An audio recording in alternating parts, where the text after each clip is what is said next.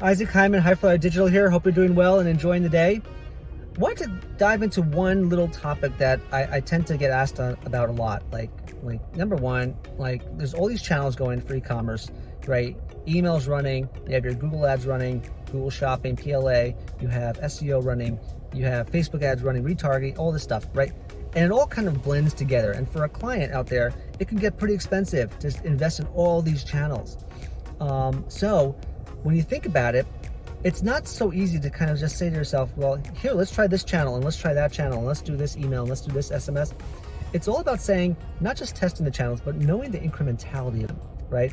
If each channel is incremental, incrementality essentially means that, you know, I'm sending an email and I expect it to make $100, right? Let's say $100.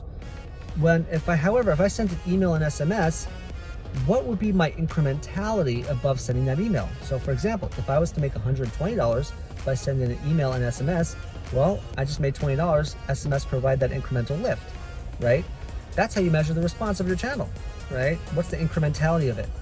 And I think a lot of brands don't leverage that and don't think about it because they just say, hey, what's the next shiny new object? What's everyone doing? What's happening? And then at the end of the day, sometimes they'll make money, sometimes they won't make money, but still blame it on the wrong thing, right? They'll just say, well, it didn't work for me, or I couldn't measure it and I wasn't sure what was working, so I just gave up. Well, if you think about what the incremental lift each channel provides to your business, you'll be in a better position to measure the return on investment. And so that's really how most brands should think. What is the incrementality behind what they're doing? And is it providing more value than I could have either done myself or that I'm already doing? And how does that translate to my business growth, right? It's so key, especially when hiring an agency. And I'm gonna say this myself, when hiring an agency, you need to say to yourself, well, you know what, I'm maybe doing it myself, and you know, what's the incrementality of hiring an agency to do it? Well, I see a 10x return, 20x return, 3x return, whatever it may be. If it's good, if it's better for me and freeing up my time to invest in other purposes or other opportunities, great, go for it.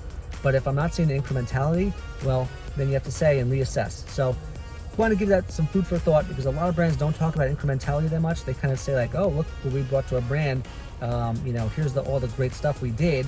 But if you can't measure what was going before, well, you know, it doesn't really mean as much to you because you don't know if it was better than what you did before or not. Hopefully that's helpful. It's just an insightful thing as I was thinking about as I was driving along. Say, incrementality, that's where it's at. Hope that's helpful. Talk soon. Have a good rest of the day.